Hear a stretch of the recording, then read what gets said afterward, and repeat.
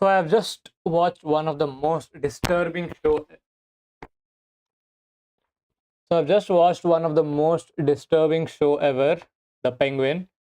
I've always said that a show is on its path to greatness, which is not afraid to kill its main characters when needed. Wait till you put this in the pipe and smoke it. So basically, Penguin continues exactly where the Batman movie ends.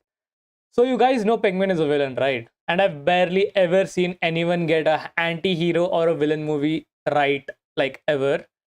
So like they try to show them as a villain, but as they are explaining it, it somehow becomes justified whatever the villain's doing.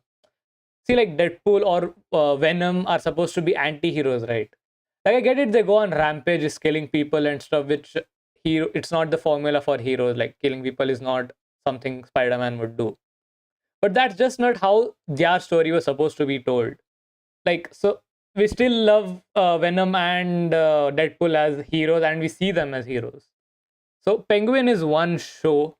Like I gotta tell you, it was perfect. Perfect.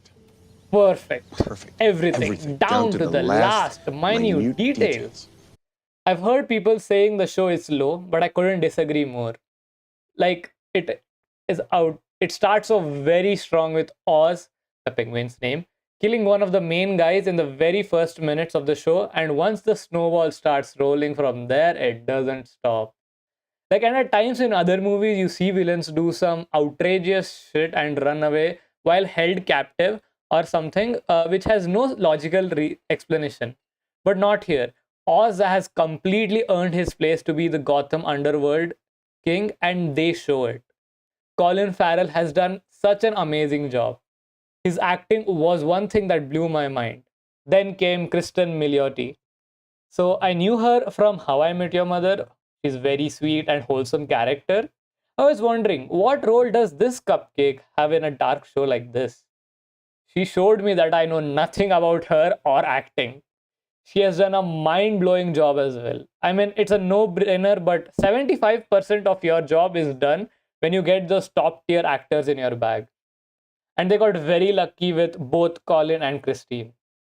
And not only them, every other character played such a good role. None of them felt like they were side characters.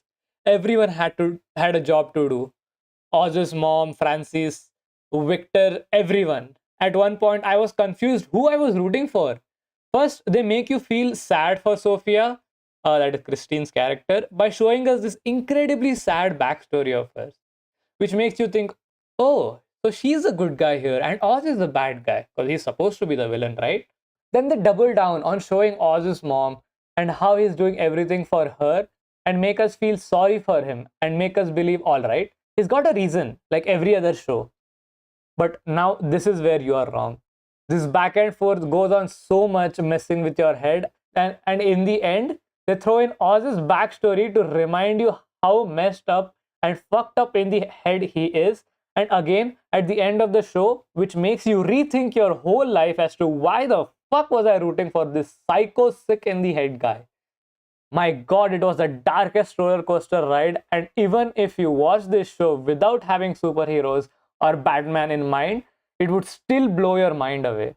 The only thing I disliked about it is that it did not have an intro or opening song, but that's barely a problem. And with that, ladies and gentlemen, I would like to announce the first show ever to get a perfect score on this channel.